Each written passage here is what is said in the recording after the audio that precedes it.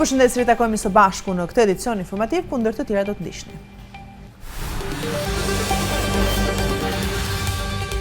Përmbytet Durrësi, mbyllen shkollat, rrugët në ujë, disa familje në Kavalishencë evakuohen, 8 qeli të Burgut mbuluara nga ujë. Mos harro 20 shkurtin, Shqipëria si Venezuela, Berisha thirrje Ramës jep dorëheqjen. Sot ka përfunduar afati i Belindës Bardhi pas refuzimit Partisë Socialiste për mbledhjen e Këshillit të Mandateve. Do të përgatisim kallëzim penal ndaj Niko Peleshit. Rjeti investigativ Birn shkruan si e pushtoi krimi organizuar shqiptar tregun europian të kokainës. Gjendje të jashtëzakonshme në Venezuelë, nis goditja ndaj gazetarëve dhe opozitës. OKB debate për Venezuelën, SBA energjia jo në duart e një presidentit palishëm. Protestat antiqeveritare val arrestimesh në Iran, Trump ofron mbështetje për protestuesit.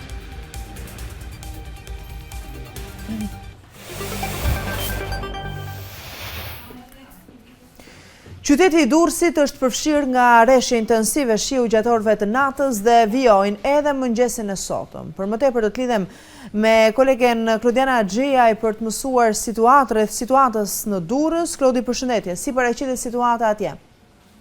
Përshëndetje, Ina, kanë qenë orë dramatike këto për të gjithë qytetin qytetar të Durrësit, prej mbrëmjes së shkuar urreshje të dendura shiu, të shoqëruara me erë dhe me stuhi, e kanë përfshirë të gjithë qytetin duke bërë të pezullohet çdo aktivitet në qytetin qytetar të Durrësit prej mëngjesit të sotëm. Në orën 8 është dhënë lajmërimi që asnjë prind të mos i çojë fëmijët në qerde, në kopësht apo në universitet për shkak të rrugëve të bllokuara nga uji. Nuk ka patur një rrugë të vetme në Durrës që të mos ishte bllokuar nga uji, ndërsa situata është shumë problematike dhe e rëndë konsiderohet sidomos në rrethina, në lagjet më poshtë qytetit të Durrësit, siç është zona e Shkënetës, Shkozeti, Porto Romano, edhe fshatrat që janë përreth qytetit të Durrësit. Kemi informacione edhe nga zona e Suktit, nga komunë Ishnjësi Gjavzotaj e Rashbun, ku situata është problematike, rrugët janë kthyer në lumej, përveçse të kalueshëm si për automjetet ashtu edhe për këmbësorët. Vetëm në këto çaste që flas, kur ora shënon 1:33 minuta, vetëm 10 minuta më parë rreshjet kanë pushuar në Durrës, duke bërë të mundur që të paktën qytetarët të dalin nga mëngjesi sotëm. Ky është orari kur vetëm pak qytetarë kanë nisur të dalin nga banesat e tyre për të blerë edhe bukë në furrat e bukës, pasi ka qenë i pezulluar tërësisht aktiviteti i qytetit të Durrësit për shkak të përmbytjeve që pasuan në çdo rrugë, në çdo lagje dhe në çdo zonë të qytetit të Durrësit. Ashtu që përmenda nga mëngjesi sotëm u pezullua procesi mësimor nga qerdet deri në universitet, si pasojë rrugëve të përmbytura.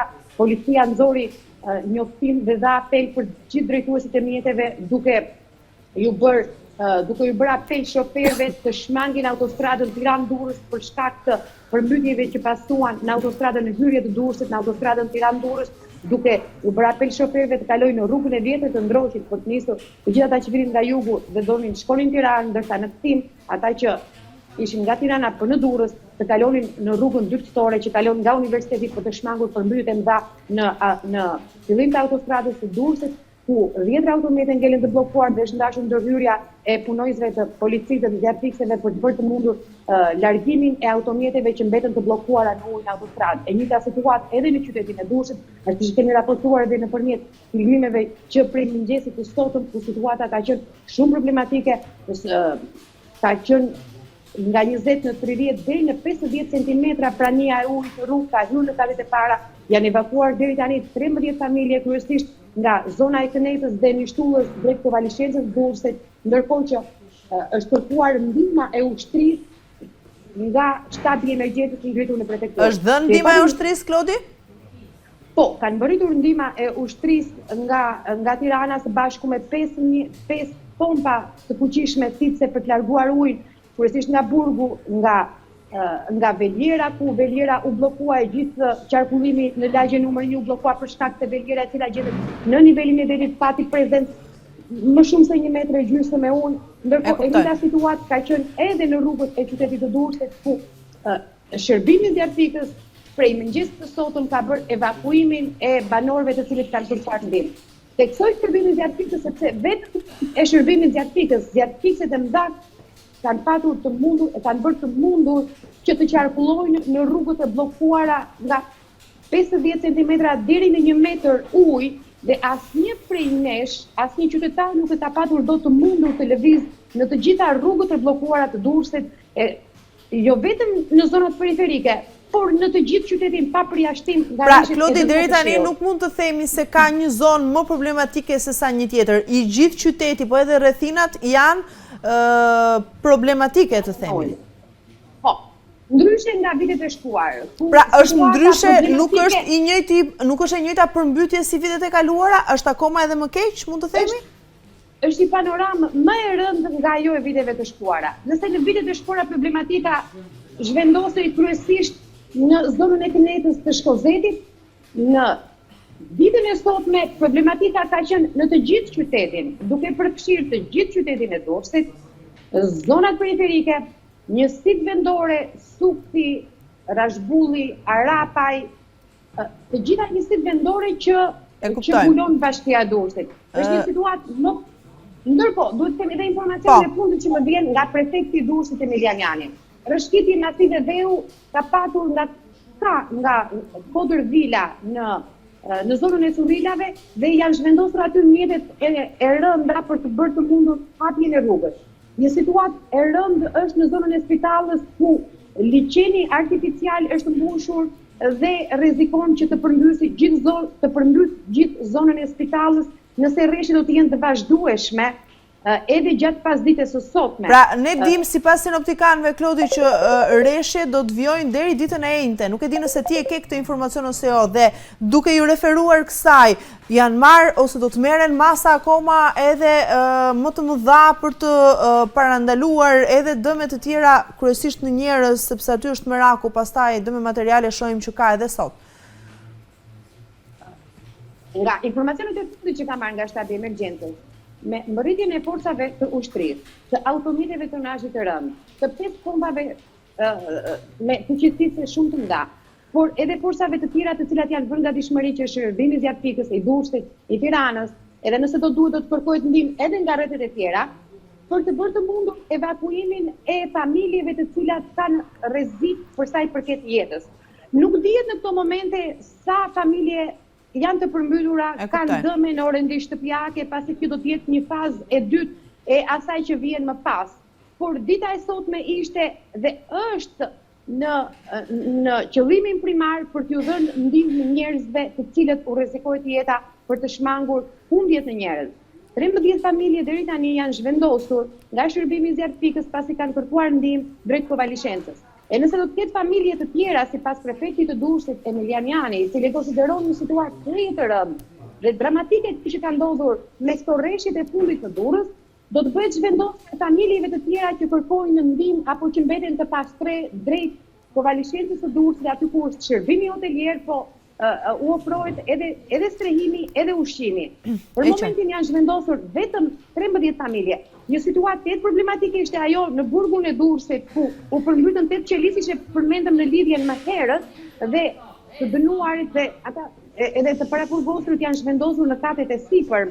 Por e gjithë zona e Kënetës, jo vetëm burgu, por një numër i konsiderueshëm familjesh deri tani kanë problematik të theksuar hyrjen e ujit në banesa. E jo vetëm në zonën e Kënetës, po siç e përmenda edhe në qytetin e Durrësit, këtu ku unë flas jam tek zona e stadiumit, ku rrugët u kthyen në lumenj të vërtet, ka familje të cilat nxjerrin rrobat e tyre të njoma dhe i sjellin tek koshat e plerave pasi u ka hyrë ujë në banesa. Klodi, më lejo të pyes për diçka. Pse këtë herë ka agravuar situata në këtë pikë, sikundër ne e shohim, ndryshe nga herët e kaluara ku mund të themi që intensiteti i rreshjeve të shiut mund të ketë qenë edhe i ngjashëm. Pra, në çdo dimër ka rreshje të tilla shiu. Pse këtë herë është një kaos i vërtet Durrësi dhe gjithë rrethinat? Sepse pati rreshje të dendura pa ndërprerje nga mbrëmja e shkuar që ka nisur diku rreth, në zgaboj rreth orës 12 pas mesnate, deri në orën 12 të drekës së sotme kanë qenë rreshje të pa ndërprera për asnjë moment, duke bërë të pamundur thithjen e ujit nga rrugët nëpërmjet hidrovorëve. Pavarësisht se hidrovorët e Durrësit, të 4 hidrovorët janë në funksion të plot, fuqia fikse e tyre për të larguar ujin nga rrugët dhe nga gjithë, jo vetëm qyteti i Durrësit, por edhe nga fshatrat, ka qenë e pamundur për shkak të rreshjeve të dëndura të shiut që kanë rënë në mënyrë të dhe me një kuri shumë të madhe, duke paralizuar mëngjesin e sotëm. Ku njerëzit janë zgjuar nga gjumi mëngjesin e sotëm, ashtu sikurse unë, ka qenë pothuajse të paralizuar qyteti e pamundur të dilje për shkak të rreshjeve që binin pa pushim. Nëse në vitet e shkuara ka patur rreshje shiut të dëndura, kanë qenë me intervale më të shkurtra se sa ajo çfarë ka ndodhur nga ora 12 e natës shkuar deri në 12 të drekës sotme, pas një moment ndërprerje duke paralizuar tërësisht jetën e qytetit dhe duke bërë të pakonceptueshme jetën e qytetit në momentin që nuk dilet. U dha lajmërimi që herët në mëngjes që askush të mos dilte nga banesa, sepse çdo makinë, çdo familje që dilte nga banesa rrezikonte të mbetej në ujë, rrezikonte të mbetej në rrugët e bllokuara të cilat kishin 40 apo 50 cm ujë. Kjo situatë bëri pastaj që në rrugë të dilin vetëm makinat zjarrfikse, ato të ujësjellës kanalizimeve, apo edhe të policisë për të dhënë ndihmën e parë ato që kishin mbetur në rrugë dhe që ishin bllokuar në mes të ujit. Klodi, e fundit pyetje, çfarë është bërë me të burgosurit, meqense më thej që në burgun e Durrësit ka përmbytye? Po, janë zhvendosur në katet e sipër. Ka qenë një situatë e tillë edhe vitin e shkuar, në zgaboj dhjetorin e vitit të shkuar, ku pati përmbytje dhe u ngrit alarmi për përmbytjet, sepse në burgun e Durrësit, do ta theksoj, i cili gjendet në zonën e Kënetës, problematik janë sa herë që ka përmbytje shpërthen dhe ujrat e zeza dhe përhapja e epidemive. Dhe të gjithë të burgosurit e ngrejnë këtë problem shumë të madh, se me ujrat e shiut aty përzihen edhe ujrat e kanalizimeve të zonës Kënetës që përmbytin burgun e Durrësit. Por këtë radhë situata ishte më problematike dhe është bërë edhe zhvendosja në katet e sipër, ndërsa mjetet e ushtrisë dhe pompat fuqishme që mbërriten rreth një orë më parë nga Tirana po bëjnë të mundur tërheqjen e ujit, largimin e ujit nga ambientet e burgut dhe sistemimin e zonës. Por e theksoj, sot është vetëm dita e parë e asaj çfarë ka shkaktuar këto rreshje të dendura shiu dhe kanalet. Duhet të themi që edhe kanalizimet të Durrës ka një problematik shumë të theksuar, pasi pavarësisht investimeve të kryera në vite, kanalizimet nuk e përballojnë dot rreshjen e shiut, por dhe numrin e madh të popullsisë dhe ndërtimet që janë bërë për të shmangur përmbytje të kësaj natyre. Dhe ashtu sikur është zona e Kënetës, burgu Durrësit, ashtu ishte edhe qyteti gjatë kësaj dite i përmbytur për shkak të problemeve të cilat vinë edhe të mbartura nga vitet e shkuar, ku janë kanalizime të cilat nuk e titin dot të gjithë ujrat e shiut që derdhen në qytet, por edhe rreshjet e dendura të cilat kanë ardhur dhe janë intensifikuar për gjatë 12 orëve pa ndërprerje. Dakor, mirë, Klodi, nuk po të mbajmë gjatë sepse kuptoj që raportimi yt është në një terren super të vështirë, sigurisht që edhe ti mund të kesh vështirësi në këtë raportime dhe në mënyrën se si do të mund të mbledhësh informacione për atë se çfarë po ndodh realisht në Durrës. Faleminderit për këtë raportim të parë. Besoj do të kemi lidhje të tjera për të mirë informuar se çfarë do të ndodh me qytetin e Durrësit edhe jo vetëm. Punë të mbar, faleminderit për detajet. Faleminderit. Ishim me kolegen Klodiana Axhia, i drejt për së drejti teksa përcolli këto informacione. Ndërkohë, rreshjet intensive të shiut kanë shkaktuar problematika të shumta në qarkun e Lezhës, duke bërë që 10 hektar tokë bujqësore të jenë në ujë. Situata më problematike paraqitet në zonën e Torovicës. Rreshjet intensive të shiut rikthyen problemet e vjetra me përmbytjet në qarkun e Lezhës. Aktualisht po inspektohen zonat më problematike, kryesisht në fushën e Zadrimës, në njësinë administrative Blinisht, ku prania e ujit ka përmbytur sipërfaqe të konsiderueshme tokash bujqësore. Bashkia Lezhë njofton se për shkak të rreshjeve të shumta dhe shkarkimeve nga hidrocentrali i Vaut të Dejës, situata pritet të rëndohet edhe më tej në orët në vijim. Ndërkohë rreshjet me intensitet të lartë kanë shkaktuar probleme edhe në qytetin e Lezhës, ku disa lagje janë përballur me përmbytje që në orët e para të mëngjesit. Si pasojë e pranisë së ujit në oborret e shkollave, në shkollën Kosovë është marrë vendimi për pezullimin e procesit mësimor. Situatë e ngjashme paraqitet edhe në territorin e bashkisë Kurbin, ku 100 hektar tokë bujqësore janë në pushtetin e ujit, veçanërisht në zonën e Torovicës.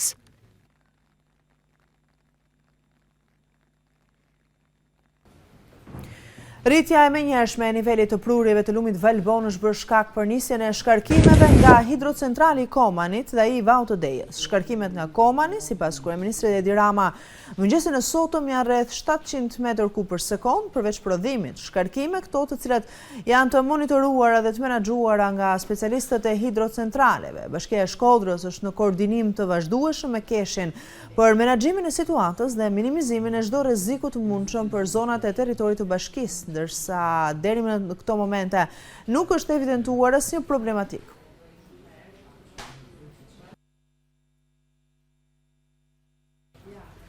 Mos funksionimi i kanaleve kulluese ka sjellë përmbytjet e para në ultësirën e Krujës në të gjitha fshatrat hektar të tërja nën ujë. Kanalet kulluese në fshatrat e Bupqit, Mallkuçit, Murshinës, Bilajt, Dervenit, Gramsës e të tjerë nuk janë pastruar prej dekadash. Konkretisht në njësinë administrative Bupq, disa rrugë fshatrash, lagjesh, por edhe akse kryesore janë të mbuluara nga ujë. Momentalisht këto rrugë janë të kalueshme me mjete të larta, por shirat vijojnë dhe niveli i ujit në përara dhe rrugë vijon të rritet. Vlen të theksohet që lumenjtë të zezë dhe ishëm janë disa metra larg pikave kritike.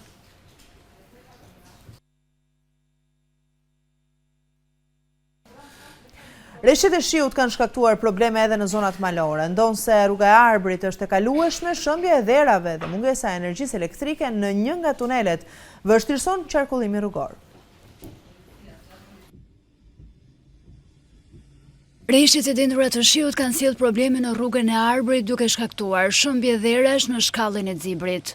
Në segmentin nga tuneli Murrizi deri tek tuneli numër 2 në fshatin Shkall ka prezencë të lartë të ujit dhe në disa vende rrëshqitje dherash. Qarkullimi i mjeteve vazhdon normalisht, por fryrja e tokës si pasojë e reshjeve të shumta ka bërë që në shpatet e malit të shpërthejnë burime ujë duke krijuar shëmbje të konsiderueshme dherash.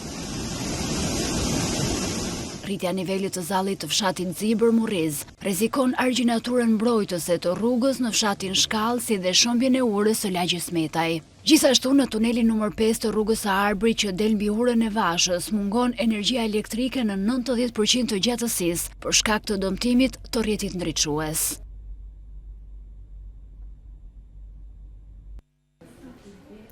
Reshjet e shiut me intensitet të lartë kanë përfshirë të gjithë territorin e qarkut të Kukësit. Në disa segmente të akseve rrugore nacionale është evidentuar një rrezik nga rënja e gurve dhe materialeve inerte. Situata problematike është konstatuar në akset rrugore nacionale të Bashkisë së Tropojës, në rrugën Bayramçuri Valbon, ku edhe janë regjistruar rënje e gurësh. Ekipet e subjekteve kontraktore kanë qenë në terren përgjatë gjithë kohës duke ndërhyrë për pastrimin dhe mirëmbajtjen e rrugës, veçanërisht në segmentet më problematike të aksit Bayramçuri Valbon. Aktualisht qarkullimi në këtë aks rrugor, si dhe në të gjitha akset e tjera rrugore nacionale në qarkun e Kukësit zhvillohet normalisht.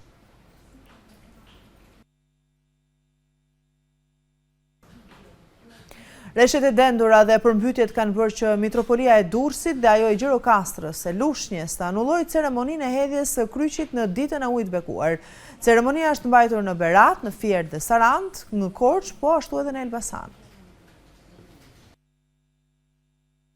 Situata alarmante e reshjeve të dëndura dhe përmbytjeve në Durrës ka penguar hedhjen e kryqit në kuadër të festës së ditës së ujit të bekuar. Në qytetin bregdetar u mbajt vetëm mesha e shenjtë dhe bekimi i ujit nga kryepeshkopi i Kishës Ortodokse Autoqefale të Shqipërisë, kryepeshkopi Joan.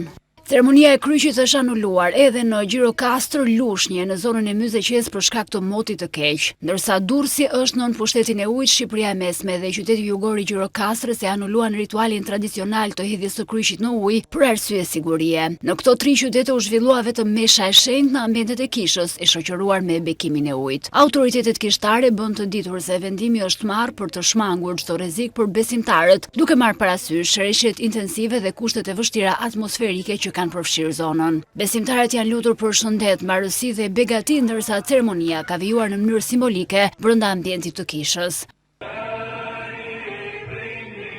Ndërkaq, Berati, Saranda, Fieri, Elbasani dhe Korça vijuan traditën e hedhjes së kryqit ditën e Epifanisë. Në Berat, kryqi u hodh në Osum, në Sarandë në Detinjon, ndërsa Fieri, Korça dhe Elbasani e hodhën kryqin simbolikisht në shatrvanet e qyteteve dhe në Pishtina.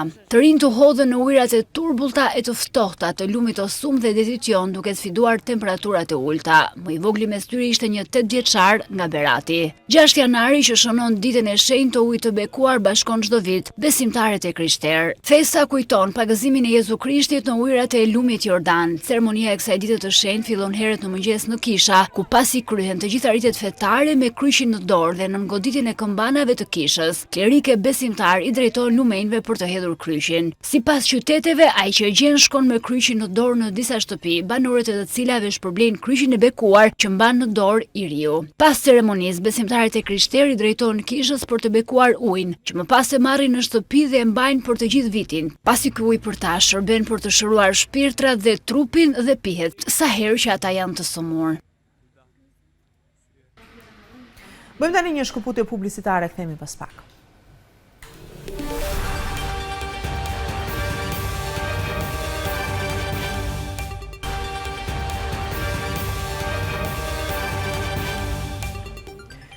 Mirë, i themi së bashku në transmetim të drejt për drejt, shohim të tjera informacione të ditës. Kreu i Partisë Demokratike Sali Berisha akuzoi kryeministrin Rama si të lidhur me kartelet më të fuqishme të drogës, njësoj si presidenti i Venezuelës duke kërkuar dorëheqjen e tij. Ndjekim një pjesë nga deklarata.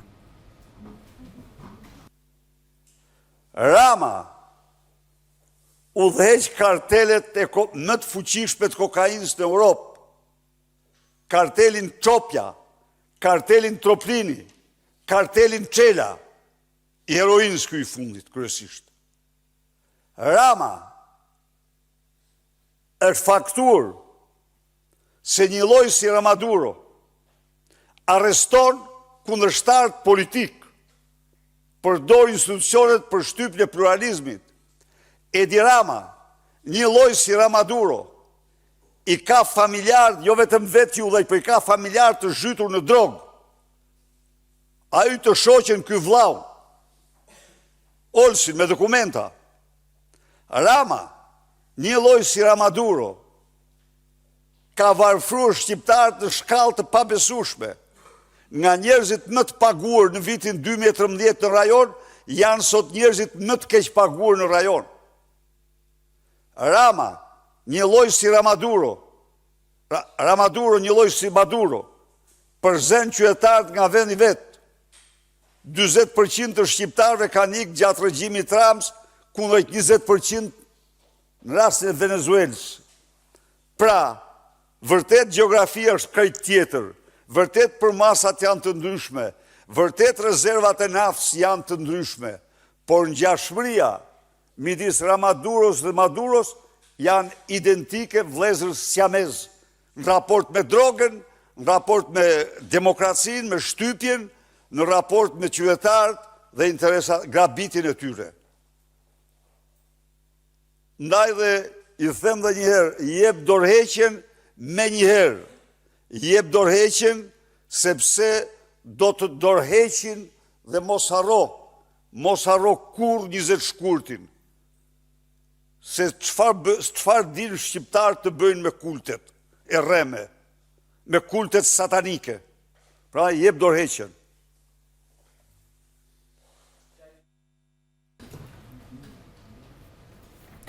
Partia Demokratike ka paralajmëruar kallëzim penal ndaj kreut kuvendit Niko Peleshi me pretendimin se nuk ka zbatuar afatin kohor për shqyrtimin e kërkesës së SPAK për heqjen e mandatit të Belinda Ballukut. Dua të sqaroj për opinionin publik që zonja Balluku nuk është më e pandehur apo person në hetim, siç e kemi thënë disa herë. Sot është person në hetim për 9 procedura të tjera, të cilat unë dua t'i bëj transparent për opinionin publik, për të kuptuar që bëhet fjalë për më shumë se 1.1 miliard euro abuzime që sot Edi Rama ka vendosur t'i marrë në mbrojtje apo të marrë autorsinë e kësaj afere në këtë vlerë jashtëzakonshme të paprecedent të abuzimit me buxhetin e shtetit. Prandaj dhe ishte dhe është e domosdoshme që jo vetëm kërkesa e prokurisë të shqyrtohet me urgjencë, por Kuvendi ta autorizoj menjëherë dhënien e lejes prokurisë për të kërkuar në gjykatë, sepse gjykata që vendos masa sigurimi, atë masë sigurimi që spari nuk pengon vijimin e hetimeve për çështjet që prokuria i ka në hetim, dhe s'dyti për të ndalur përsëritjen e krimeve gjatë kësaj periudhe nga e pandehura Belinda Balluku.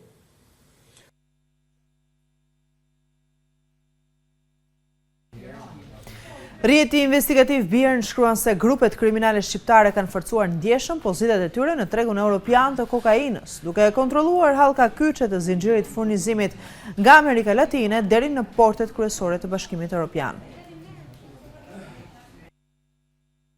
Grupet kriminale shqiptare janë shllërruar në një nga aktorët më të fuqishëm në tregun evropian të kokainës, duke kontrolluar segmente kyçe të zinxhirit të furnizimit nga Amerika Latine deri në portet kryesore të Evropës. Kjo del nga hetimet të gjëra penale dhe dokumente gjyqësore të shqyrtuara nga Birn, të mbështetura edhe në të dhëna të dekriptuara nga aplikacioni i koduar SkyECC. Mesazhet e zbërthyera nga SkyECC zbulojnë se rrjetet shqiptare kanë trafikuar 10 ton kokainë gjatë viteve të fundit me një vlerë tregu prej miliarda eurosh. Vetëm në një periudhë të shkurtër, nga fundi i vitit 2019 deri në fillim të vitit 2021, dyshohet se janë futur në Evropë sasi rekord droge, duke thyrë standardet e mëparshme të trafikut. Birn shkruan referuar hetimeve se grupet shqiptare operojnë si rrjete fleksibël transnacionale, të ngjashme me kompani shumë kombëshe, ku rolet janë të ndara dhe aktiviteti drejtohet shpesh nga jashtë vendeve të origjinës apo destinacionit të drogës.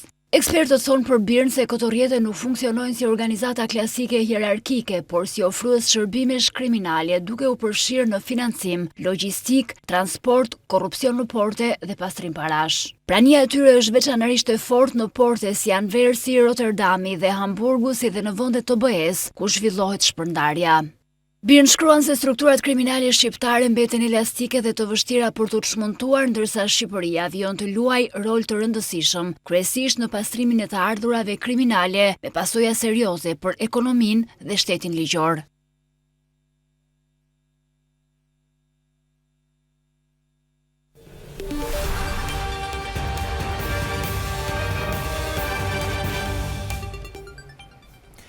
Delcy Rodriguez është zbetuar si presidente e përkohshme e Venezuelës në një seancë parlamentare e cila ka filluar me kërkesat për lirimin e udhëheqësit të rrëzuar, Nicolas Maduro, nga paraburgimi amerikan. Gjatë një seance në Këshillin e Sigurimit të OKB-s, ambasadori amerikan ka deklaruar se Shtetet e Bashkuara të Amerikës kanë kryer një operacion kirurgjikal të zbatimit të ligjit për të kapur Maduron, të cilin ai e ka quajtur një të arratisur nga drejtësia.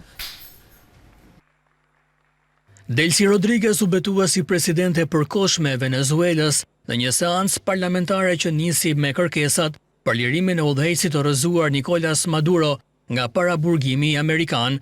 Y en nombre de todas las venezolanas vengo a jurar por nuestro padre libertador Simón Bolívar. Rodriguez, 56 vjeç, nën presidente që nga viti 2018, tha se ishte e shqetësuar nga ajo që e quajti rrëmbimi Maduros dhe gruas së tij Cilia Flores, të cilët u kapën nga forcat amerikane në një bastisje gjatë natës së të shtunës. Duke folur pas betimit të saj, Rodriguez u zotua në Asamblenë Kombëtare të garantonte paqen e vendit, qetësinë shpirtërore të popullit, qetësinë ekonomike dhe sociale të venezuelianëve, ndërkohë SBA u përballën me kritikat e ashpra në OKB, por ambasadori amerikan u përgjigj se rezervat më të mëdha të energjisë në botë nuk mund të lihesin në duart të një udhëheqësi të paligjshëm, një të arratisur nga drejtësia. Waltz theksoi se SBA kishin kryer një operacion kirurgjikal të zbatimit të ligjit për të kapur Maduron, të cilin ai e quajti gjithashtu një të arratisur nga drejtësia. Numri 1 i OKB-s, Guterres, u bëri thirrje të gjithë aktorëve venezuelian të angazhohen në një dialog gjithëpërfshirës dhe demokratik, duke shtuar se mirëpret është i gatshëm të mbështesë të gjithë përpjekjet që synojnë të ndihmojnë venezuelianët në gjetjen e një rruge paqësore përpara. Maduro akuzohet për konspiracion narkoterrorizmi, konspiracion importimi kokaine, posedimi tralozësh dhe pajisje shkatërruese. Mirë, do të shkojmë tani me pamje të drejtë për drejta me Komitetin e Emergjencave Civile, teksa do të mund të informohemi sa i takon masave që do të mund të merren lidhur me situatën kritike në vend pas rreshjeve të dendura të shiut. Kryesor që rrezikojnë të dalin nga shtrati në mënyrë që ne të parandalojmë përmbytjet, cilët janë kryesisht në toka bujqësore aktualisht, që ne mos arrijmë të kemi problematika ndaj banesave të qytetarëve.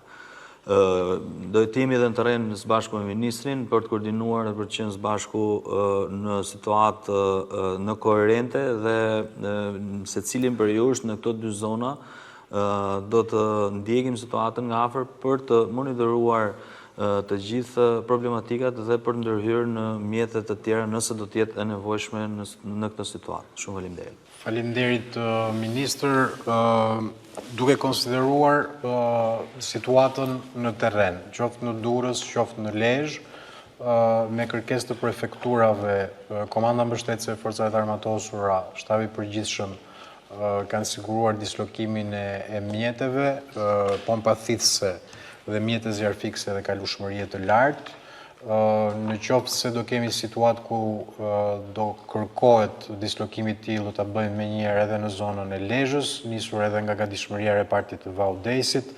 Nga ana tjetër, më duhet të theksoj se rreshjet intensive do të vijojnë në orët në vijim, ndaj mekanizmi kombëtar i emergjencave civile ka kërkuar gatishmëri maksimale nga të gjitha bashkitë e vendit, nga të gjitha qarqet e vendit, si kundër dhe një koordinim dhe bashkëpunim të ngushtë mes institucioneve dhe kompanive shtetërore të energjisë, OSHE-s ose OST-s për sigurimin e energjisë elektrike. Nga ana tjetër, jemi në një situatë ku po mirë menaxhohet kaskada nga korporata elektroenergjetike shqiptare që në orët e mbrëmjes së djeshme kanë filluar shkarkime të kontrolluara në mënyrë që të parandalohen shkarkime të detyruara.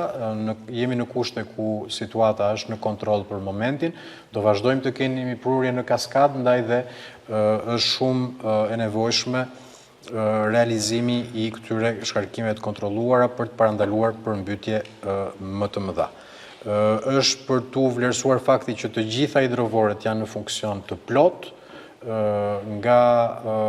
që nga Lezhë dhe deri në Vlorë praktikisht janë kryer dhe disa masa mirëmbajtje gjatë ditëve të fundit, çka mundson që të gjithë hidrovorët të jenë në funksion. Gjithashtu vlen të theksohet që përqendrimi i forcave në Lezhë, në Gjadër, ku presim edhe rritje të kuotave të lumenjve në orët në vijim, duhet të pasohet edhe me rritje të mjeteve në atë zonë në mënyrë që të jemi pranë banorëve në çdo moment, ndaj dhe i bëj thirrje institucioneve vendore që të njoftojnë në kohë reale të gjitha nevojat, qofshin këto në zona rurale apo dhe në zona urbane. Shërbimi i urgjencës mjekësore dhe policia rrugore janë po ashtu në terren dhe sigurojnë mbarvajtjen qoftë në ndihmës të popullsisë, qoftë edhe në ndihmës të institucioneve që po ndërhyjnë në mbështetje të tyre. Për momentin kemi evakuimin e 10 familjeve në Durrës dhe në Shijak, nga banesa ku janë rrethuar praktikisht nga uji dhe presim një rikthim në normalitet në atë zonë përpara se këta banorë dhe këto familje të rikthehen, ndërkohë që po merren masat nga bashkitë dhe nga rezervat materiale të shtetit për t'ju ardhur në ndihmë gjatë këtyre orëve kritike.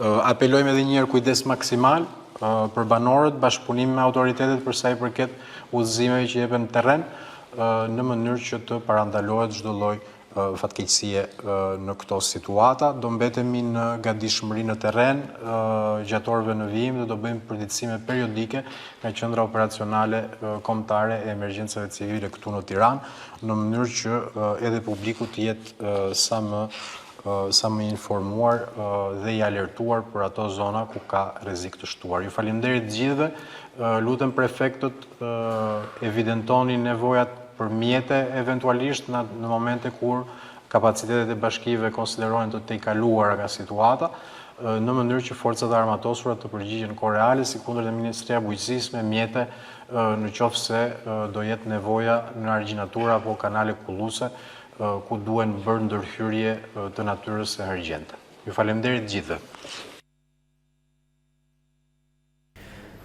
Mirë, keni ndjekur këtë mbledhje të Komitetit të Emergjencave Civile pas situatës vështirë të krijuar në vend pas rreshjeve të dendura të shiut. Shohim tani disa lajme të tjera në seancën e parë të mbajtur në Gjykatën Federale të Manhattanit në New York, udhëheqësi i rrëzuar i Venezuelës Nicolas Maduro dhe bashkëshortja e tij u vetë deklaruan të pafajshëm. Maduro tha se është ende presidenti i Venezuelës dhe se ishte kapur teksa ndodhej në gjumë në shtëpinë e tij.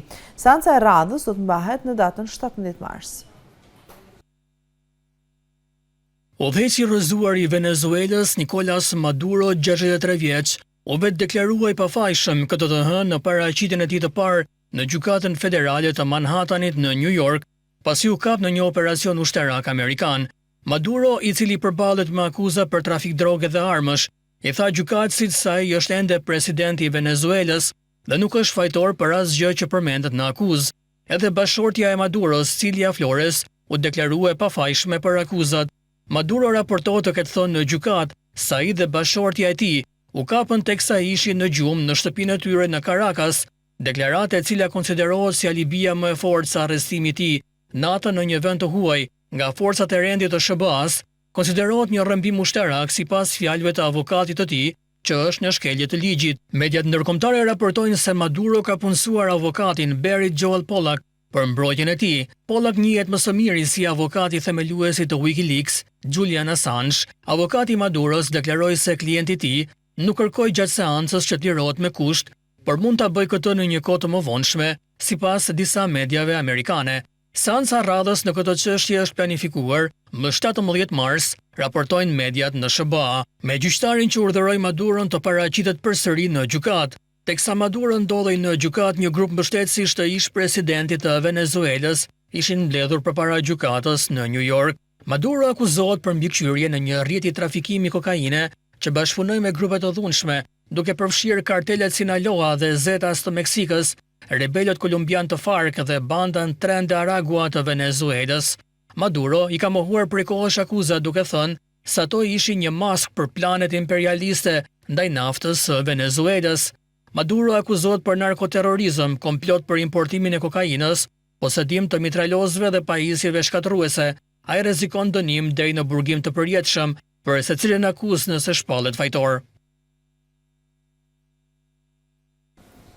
Do ndjekim tani një deklaratë në kryetares Shqipëria bëhet, Dorina Prethi, ndjekim bashkë. Përshëndetje për të gjithë shqiptarët që na ndjekin. Lëvizja Shqipëria bëhet dënon me forcë veprimet represive të policisë së shtetit gjatë protestës në bulevardin Dëshmorët e Kombit në ditën e diel 4 janar 2026, ku qytetar paqësor, djem idealist dhe qytetar model u dhunuan, u shoqëruan, u proceduan dhe u arrestuan në mënyrë të pajustifikueshme. Gjatë zhvillimit të protestës janë arrestuar doktori i shkencave ushtarake Ergjys Lanaj, juristi Edison Haklaj, avokati Alfred Matoshi dhe eksperti i kriminalistikës Eligert Hima. Të katër këta qytetarë janë profesionistë të së drejtës dhe ligjit, që njihen edhe publikisht për sjelljen e tyre korrekte, angazhimin qytetar dhe idealizmin e tyre, që nuk përbëjnë asnjë rrezikshmëri për rendin apo sigurinë publike. Arrestimi i tyre është një akt presioni politik dhe friksimi ndaj të rinjve që ngrejnë zërin në një shtet i cili përpiqet ta shuajë atë.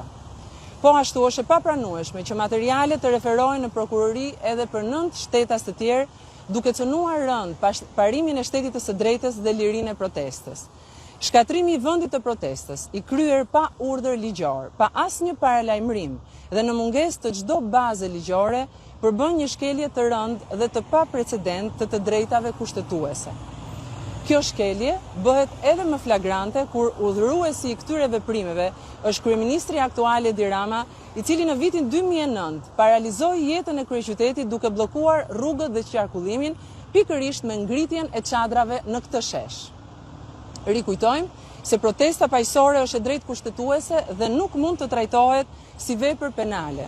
Përdorimi i forcës, i procedimeve dhe arrestimeve për të shtypur reagimin qytetar është shenjë e qartë e frikës që pushteti ka. Ndaj, kërkojmë lirimin e menjëhershëm të arrestuarve. Ne nuk do të tërhiqemi nga protesta apo nga format e tjera të reagimit në një shtet që ka humbur çdo parim demokratik. Faleminderit. Shkojmë tani në publicitet, kthehemi pas pak.